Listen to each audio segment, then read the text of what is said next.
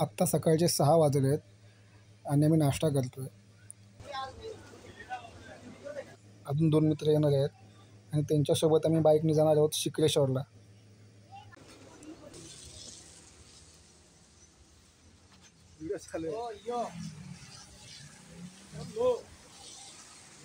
पार्वतीपती हर हर महादेव.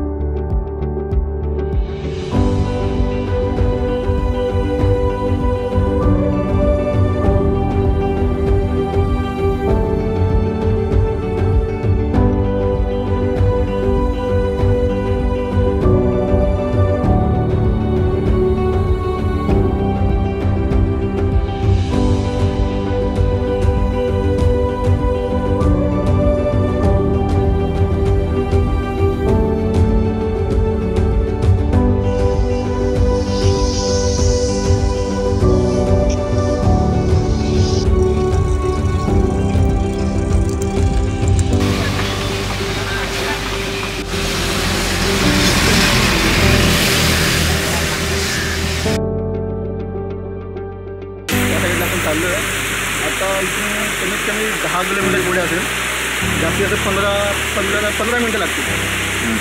सध्या मी नाश्ता करायला चाललो आहे. नाश्ता केला इथे बघितलं होतं. हे सगळं झालं किंवा मी तुम्हाला पुढचा ब्लॉग पण दाखवतो.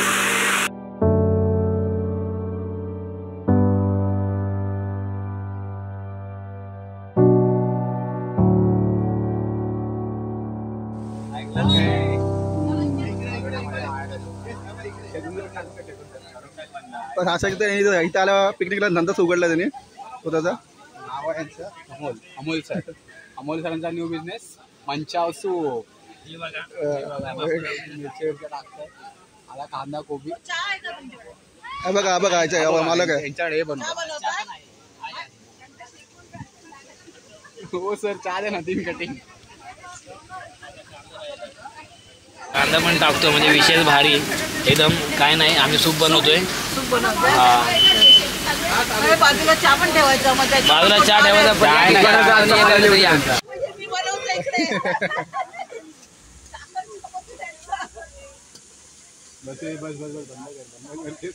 बनला भाई खराब करशील.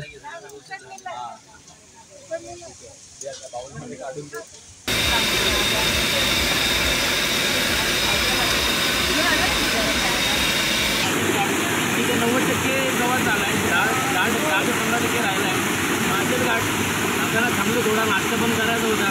जास्त गरम भजी आणि कणीस खाऊन हा नजारा बघण्यासाठी थांबलो. जरा वेळ अजून 15-20 मिनिटं इथे थांबून जायचं का म्हणलं, पण आता निघायचं आहे कारण अंतर कव्हर करायचं आहे. अजून आम्हाला अर्धा तास अर्धा तासाचं रनिंग राहिलं आहे. आणि वायापायक आम्ही रमेश MK आणि विशाल आपण भजी खातोय.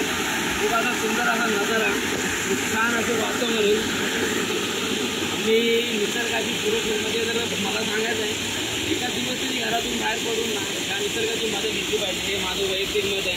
आणि ट्रॅव्हलिंग हा सगळ्यात भारी अनुभव आहे.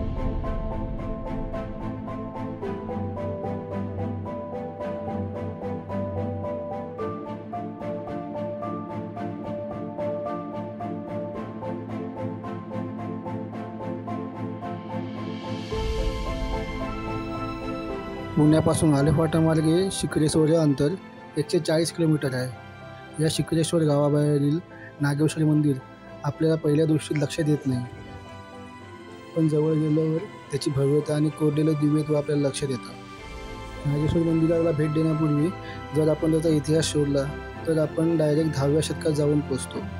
त्या काळात शिलाहार कुळातील झांज नावाचा राजा या प्रदेशावर राज्य करत होता. शिवभक्त असलेल्या राजाने गोदावरी आणि भीमा नदीच्या काठावरती 12 प्रमुख मंदिरे बांधली. कोकणातील पन्हाळ येथे सापडलेल्या तांबऱ्यापाड्यात त्याचा उल्लेख आहे.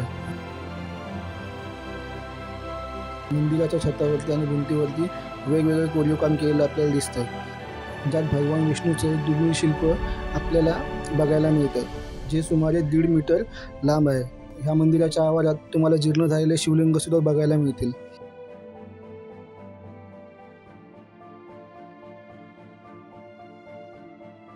मंदिराच्या बाहेरच आपल्याला एक नंदीदेवाची मूर्ती पाहायला मिळेल.